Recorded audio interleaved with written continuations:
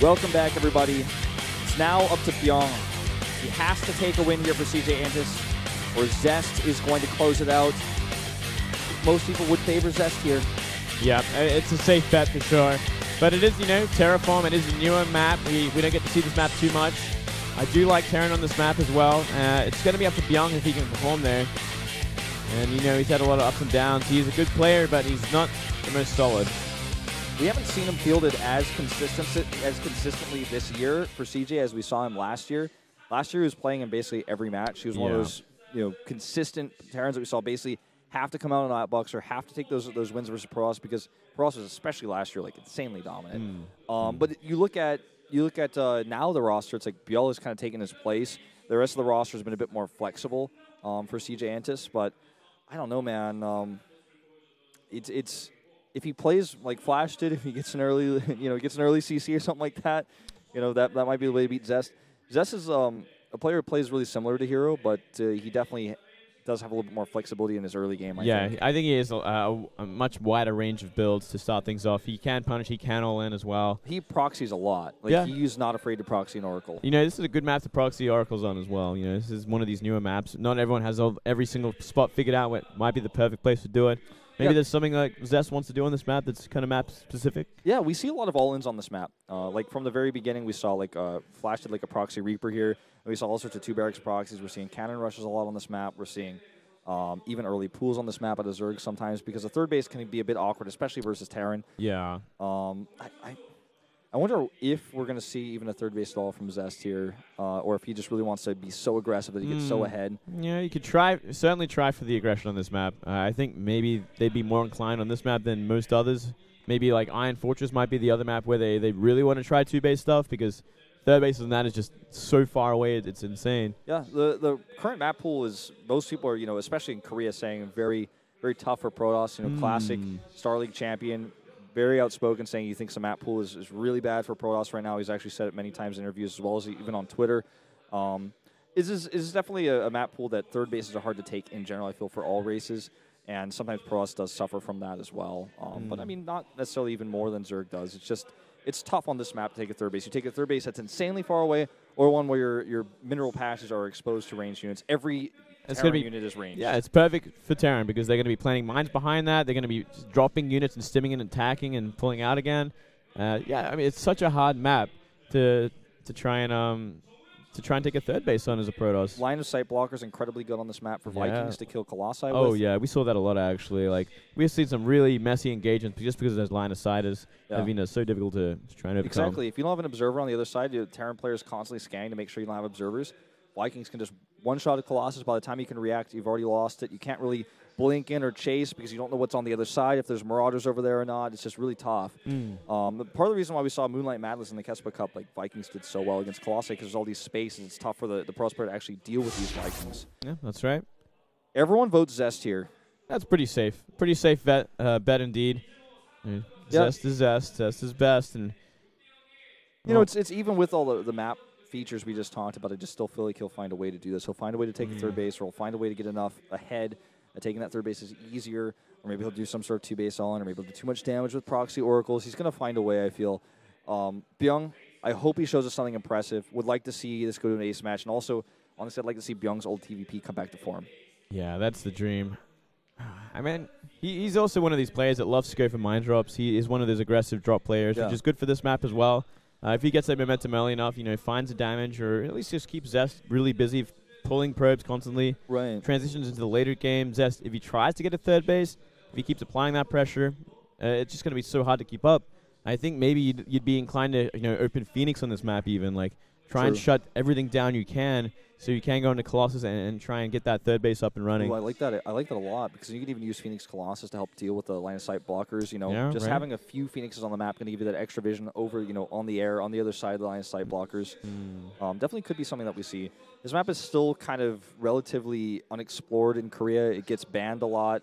It's obviously very new. Not as banned as Dash Terminal and Moonlight Madness, though, but luckily that's not in this map pool. That's not in the GSL map pool either, and I believe not in the Star Star League map because it wasn't in Challengers. So yeah, I'm pretty sure it's not. I think we're just seeing Terraform being added in Korea, and GSL being bought over these Kespa leagues as well. The GSL Iron Fortress map. Yeah, yeah. I think like only Kespa Cup really showed the ladder map pool. I think that Kespa's pretty good at judging maps based off of balance, and like even if we find that there are ways for Zergs and Process to deal with Terran, say on Moonlight Madness and Dash and Terminal. Because the maps are so new, it's like really unfortunate for the players if they're like actually figuring that out in their first round of 32 or round of 16 in a big tournament, right? It's really unfair. There just hasn't been enough time. The maps were released very late, to be totally honest, as well, because most of them were contest maps. So the announcement, came out after they won the contest, and then Blizzard was like, "Yep, these are the maps. Here you go." And everyone's like, "The Kespa Cup's in like a week, and we got to do these. So these new maps." It's more of a. I guess you could look at Kespa Cup as more of like a show match than like a massive tournament. It was certainly not in like a A-grade tournament or anything like that. Sure, Kespa Cup is actually, a lot of people don't know this. A lot of players that do well in Pro League but don't do as well in the individual leagues were, talking to Blizzard, like saying, "Hey, why don't we get WCS points? I mean, I'm top of Pro League and I want to get points." And obviously, it's a complicated situation because it is winning best of ones in Pro League really indicative of how well you're going to do in WCS. Like, should you get WCS points for that? Right. So the compromise is to create this tournament called the Kespa Cup, where players from Pro League get seeded and have an opportunity to then beat some of the other players who qualify to get WCS points. So, I think the Kespa Cup is a really cool tournament because it gives these players opportunities to get more WCS points. The players that are doing well in Pro League, they get this chance, they get this moment, and then it's like this cool middle ground compromise tournament that it almost becomes like an exhibition match. It's about some money, some WCS points. Like the Pro League players get to prove themselves. It's like kind of a weekend tournament. It's like I said before when I was casting with you, we were casting Velas, probably both. Like it's a tournament that's kind of similar to a DreamHack or IEM because it's very closely spaced together. You don't know exactly who you're going to face until right before you face them. Yeah, it's one of those weekend tournaments, which is interesting to see here in Korea because it's so rare that it ever happens. Yeah. It's basically like in Korea we basically have these 3 types of tournaments. One is the Star League format where you have oftentimes up to like a week or 2 weeks to prepare for your opponents that you're playing in a group or your round of 8 match. So you have tons of time. And then you have Pro League where you have a week to prepare for one best of one. And then you have weekend tournaments like the Kespa Cup, exhibition matches and things like that. And those are kind of the 3 types of tournaments we have in the world. Some fans in the audience checking things out. Thank you guys for coming. It's great to see you guys here. Much love. So those are the types of tournaments that we have, and they all require, right, like different types of preparation, different types of styles. We see some players do incredibly well in Pro League, and some players do incredibly well in the Star Leagues, but struggle in best of ones. We see some players tear it up in weekend tournaments where they've traveled, where they've got less time to prepare for the modes. Like they're the open bracket type tournaments where you just kind of tear through the bracket. You don't know who you're playing. You've got to build for each map. Those are the players that do really well in, say, the GSL qualifiers. That's almost like a weekend type tournament. It's just an open bracket tournament. You got the GSL qualifiers, the Star League qualifiers. That's a tournament in itself.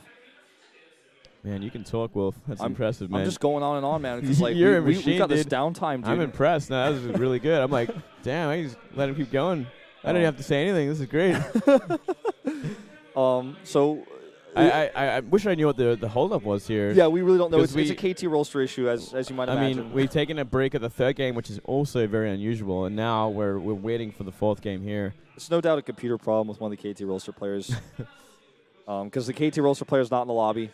And we have seen time and time again these KT roster players sometimes take the longest. It's weird that it's Zest, though. I mean, we never usually see Zest have this kind of problem, in my opinion. The only time he's really complained was when he had to sit in front of our light here, and I think it might have been with me and Brendan, and he kept complaining, pointing up here, like the light is shining in my eyes from the caster's desk up top. Exactly, and I actually talked to the lighting director earlier because I actually know the lighting director really well.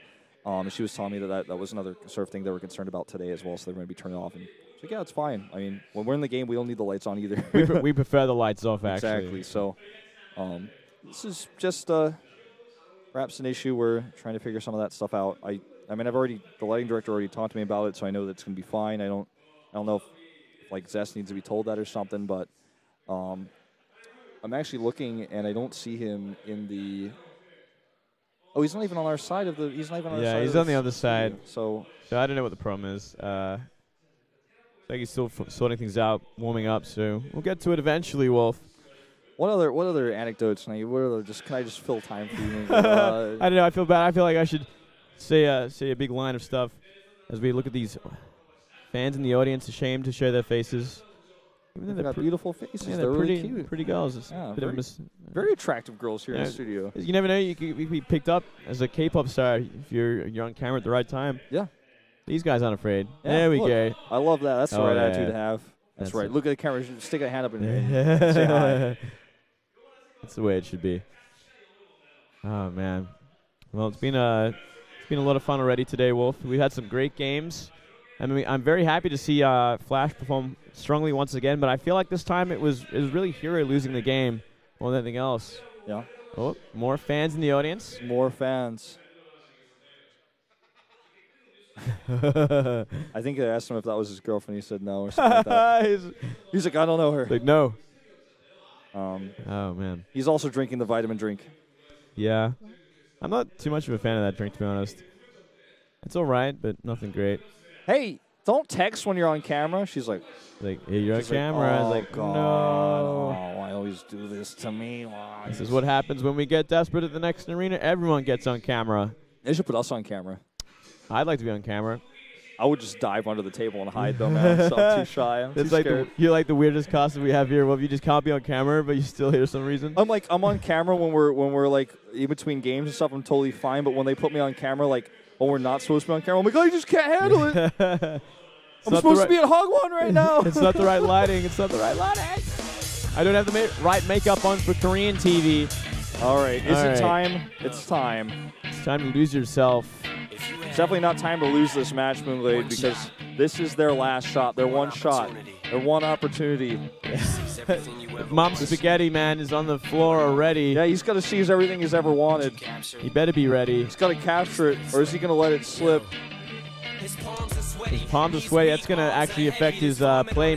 Maybe he'll want to get a towel. Yeah. Like Gumi here. Fix that. He's going to tell Coach Park. He looks ready as well. He's kind of smiling. He's going to tell Coach Park to stop cooking spaghetti. This doesn't work out, man. They call him Mom for some reason.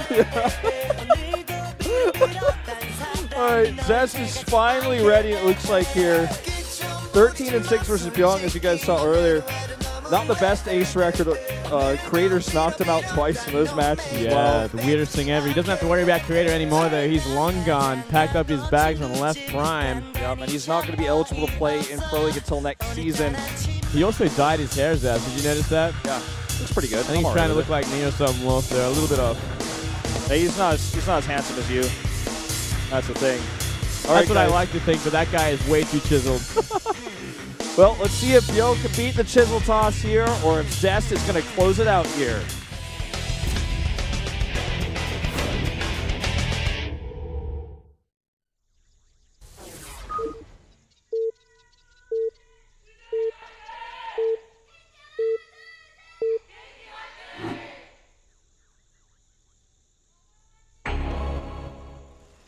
Down here in the bottom right, in yellow, it's Bbyong, the last man standing. And up here in the top left, we do have KT rolls to Zest. Finally getting into game. Took his time. Still looks great there. I'll forgive him. Yeah, he looks good. Who knows what the problem was? Definitely wasn't our fault. He's not sitting behind us this time. Yeah. I guess maybe something to do with the PCs. Yeah. Well, Zest definitely the favorite in this matchup. All 6 commentators voting for him here. Yeah. Let's see what Bbyong has planned for this kind of map. We were talking about it a little bit earlier. You know, the third base is the tricky part for the Protoss. As you can see, they'd probably most definitely want to get that southern one for Zest down from that natural, and it's pretty exposed. You know, a good drop there is going to be very difficult to defend against, especially if there's multiple drops going on at once. The army has to be so spread out over so far of a distance. Yeah, it certainly does. You know, for Terran, the third base is also like a bit tough to take early. Like we saw Flash do, that kind of strategy is not really viable here. So I think we're going to see most likely just simply, you know, not a quick one. Obviously, gas. It's not a gas first here, but a Widowmine drop to start things off. Bbyong really likes that play. I think it's decent on this map as well. Yeah, I think for Bbyong as well, he's got to be just careful of any sort of early aggression that Zest might want to throw out simply because of this map's design. He's like, well, I'd rather not play a late game in this map. I'd rather not get a 3 base, so let's stick to 2. And I'll proxy a Stargate and go for a big gateway timing behind it. Yeah, I mean, Voider all in, man. Who knows? Look at that pylon placement. Pretty cool. Gonna help him block against Hellion run-bys. Yeah, it's the name of the game. It's so popular right now in this matchup. You know, player like Flash is just going to go straight macro. Player like Innovation just going to go straight macro. But someone like Bbyong might do some Hellion stuff. Oh, here we go. He scattered out. He's like, okay, Reaper. Oh, cancels the Reaper. Thoughts again. Never mind. Second thoughts on that Reaper. Well, again, this game was going to most likely be decided, I feel, on Zest's choice. As soon as his core is done, what does he do? He's got the probe in the middle of the map. Looks like he's sending it home. Could still reroute it to that third base next down below his natural. Probably something there, but that would be kind of weird. He's just going to try to play straight up on this map? It's actually the exact same sort of build we did see from Flash. You know, you're going Reaper into Reactor. From here, you're going to get a number of Marines down. Just defend, defend, defend. Try and get that economy up and running. Let's see if he's going to add a third CC behind this, because that's going to really tell. Well, he stopped mining gas, so it starts to look that way.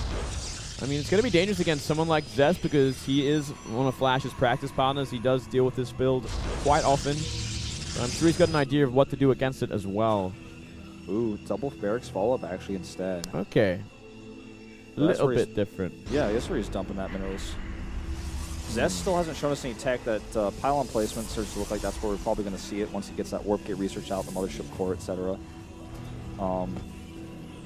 I worry for Zest. Sometimes I see players, I mean, we saw this a lot in the Casper Cup especially. They don't play on these maps that often. And even if they prepare for them for a best of one like this, I mean, I feel like sometimes there's just like, okay, I was going to say, if he just wants to play a straight game like Hero did, it's just simply not going to work on this map. I'm starting to get worried he's just going to be like, well, you know, I've got really good macro, I beat him most of the time, so I'll just play this. Okay, Twilight Council is a good choice. You're going to start to apply the pressure early on, get that Blink Stalkers out, if that's his desire. And it's going to help out shutting down all these drops that may be coming out as well. But, you know, 3 racks follow up behind this. It's going to be a pretty powerful timing for the Bio. Yeah. I don't think we're going to see DTs. I think that would be a bit crazy. Well, yeah. I don't see that being a factor. Not at this point. Let's see. I think it's certainly going to be the Blink. Yep, getting another Stalker, just kind of leaning towards that as well. Robotics first, even further leaning towards it could be Blink. It could be a DT drop, but I really doubt it. Wow, it was a very delayed Blink.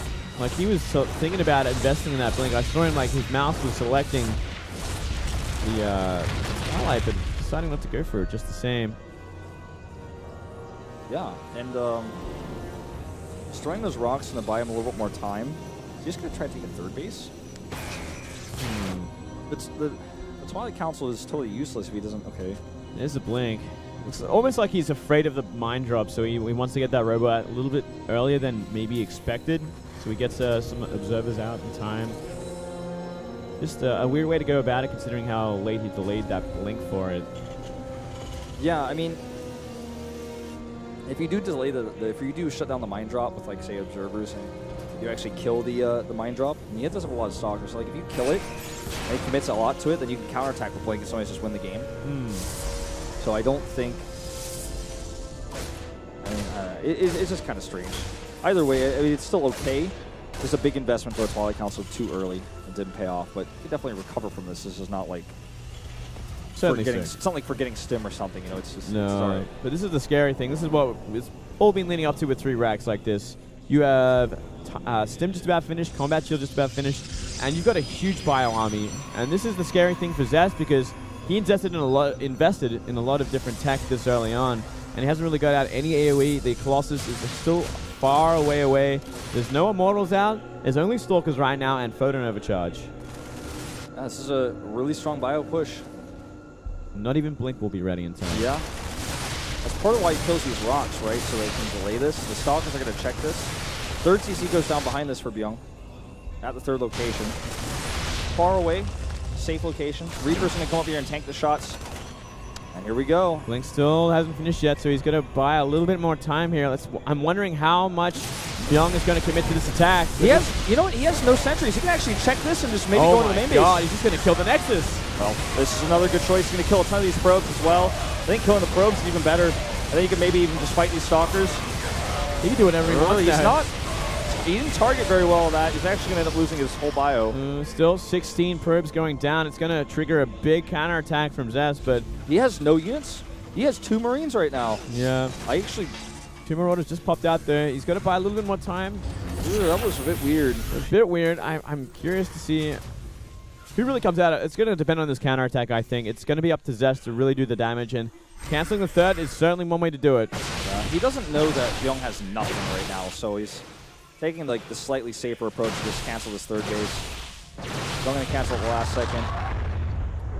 10 Stalkers, there's 4 Marauders, 4 Marines. Bunkers at the front.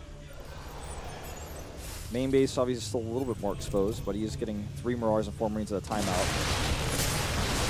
And good blink control here. Yeah, good blink control.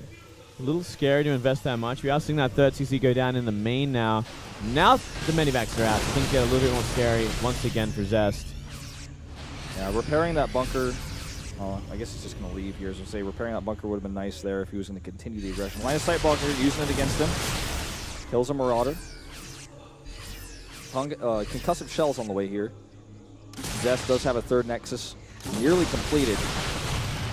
It's really important to note that Bbyong has a Harvester lead in this matchup, so his economy is insane. He can make 3 Marauders at a time, 3 Marines at a time, 2 Medivacs at a time, constant SCV production. That is so low. 280 HP and 280 shields. He could go for a double drop in the main. Zest is actually really far out there because he's so afraid of losing that third Nexus. You know, it's so exposed down south that he's got to keep, you know, kind of in between them, but it's going to really open up his main. The Observer will see this, though, which is really important, but he is going to have to move back. It's going to take him a long time, even after he sees it.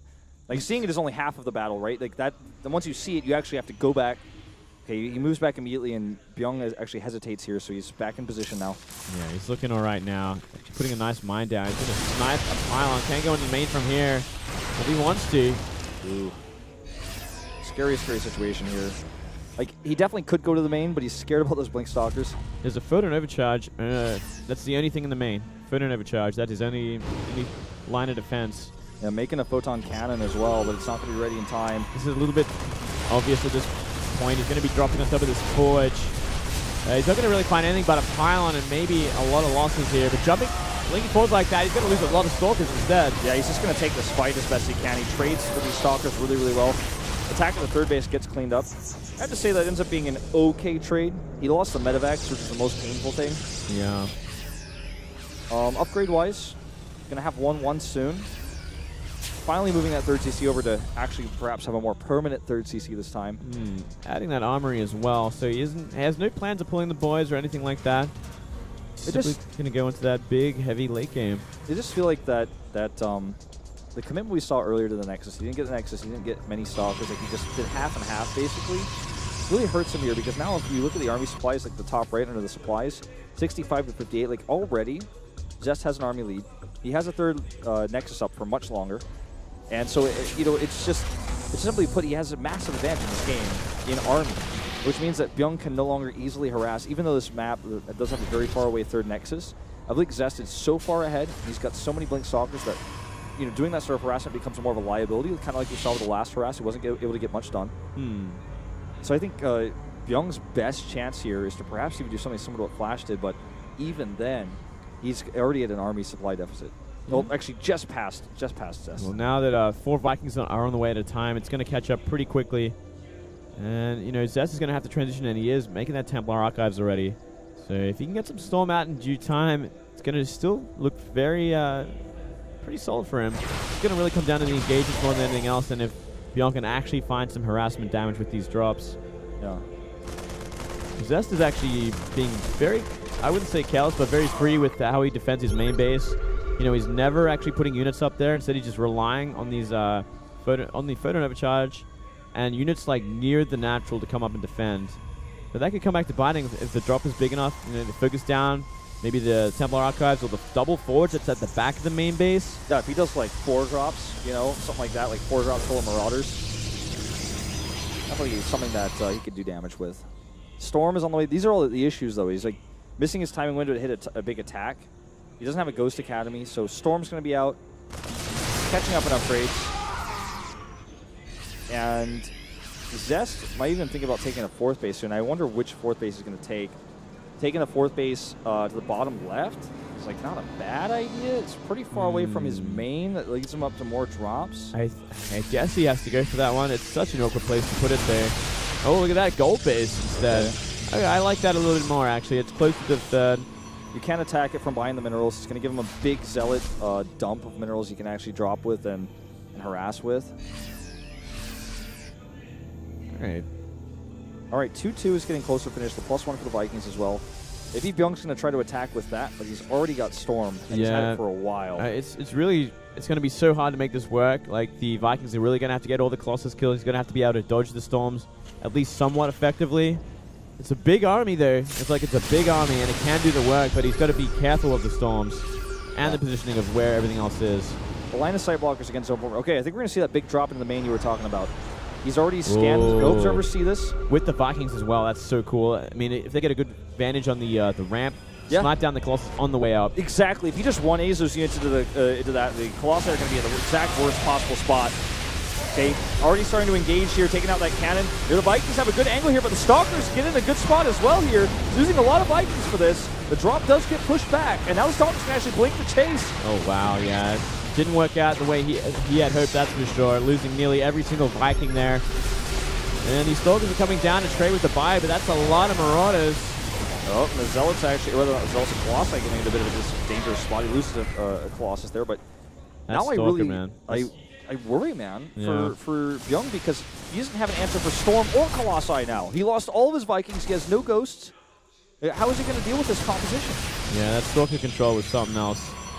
He really just does it with the blinks. Just blinking on top of everything. Once again. Just like, as you say it, just like continues to happen. Just keeps happening once again. A decent amount of Vikings back at home. We've got 8 of them sitting there. I don't think Zest is paying attention. Yes, he is actually. Starts focusing them down. Going to lose 1 Colossus. Guardian Shield going up on all these sentries as well. And he pushes this back. This Protoss army is too strong with no answer for either AoE, you know. Once he eliminates the Colossi, what's the answer for the Storm? There's just none at this point. Too many SCVs going down as well from that third base. No mining there whatsoever. Archon's being warped in. Zealot's being warped in. Zest is looking to end this now, and I think he's got it. I think he's got it. His Warpins will finish it. GG. KT Rolster will take it. The 3-1 score. Zest playing a solid late game on Terraform. Showing us a cool style. Very patient, great base defense. The problem for Bbyong was the weak time in Zest's base. He missed the window to do it, and then when he was committing to it, Zest already had way too many Blink Stalkers and Colossi. Yeah, you never really found any success with any dropping. Like, his multi-balancing was not there. It wasn't really putting Zest out of position at all. Zest was being very loose with his main base defense. I feel like he could have taken more advantage of that, but he never really did. Instead, he just decided to wait until Zest had everything he needed to do to move across the map and win a fight. Well, KT with a solid win today.